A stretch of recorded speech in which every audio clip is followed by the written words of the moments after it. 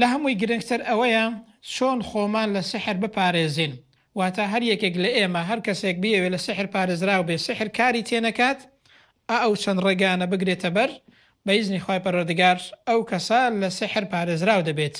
یەکەمینیان ئینسان داوا لە خوای پەروەردگار بکات، پشت بە خوای پەروەردگار ببەستێت، هانا و هاوار بۆ خوای پەروەردگار ببات، خۆی پەنادا بە خوای پەروەردگار و ڕوو بکاتە خوای گەورە و قەنەعەتی بە خوای گەورە بێ و پشتی بە خوای پەروەردگار خایم بێت.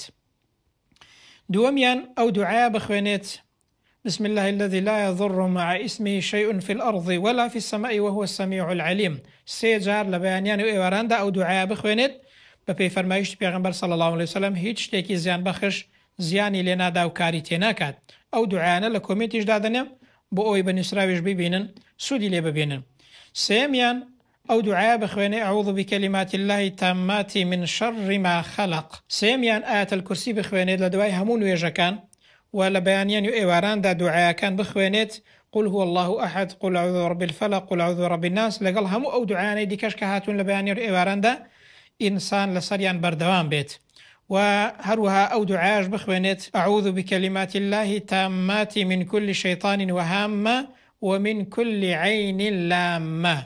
ئەو دوعایەش بخوێنێت لەگەڵ ئەو دوعاکانی تریش کە لە بەیانیان و ئێواراندا هاتوون و لە پێش خەوتندا ئەو ئاەت و فەرمایشتانە و دوعایانە بخوێنێ ئینسان لەسەریان بەردەوام بێت. بە ئیزنی خوای پەروەردگار پارێزراو دەبێت لە سحر، لە چاوزار، لە حەسادەتی خەڵک. ئینسان بەهۆی ئەو دوعایانەوە بە ئیزنی خوای گەورە پارێزراو دەبێت. ئەو ڕێگایە ڕێگای خۆپارێزیە لە سحر و لە چاوزار و لە کەسانی حەسوود و هەمیشە گوێ لە سوورەتی بەقەرە بگرن.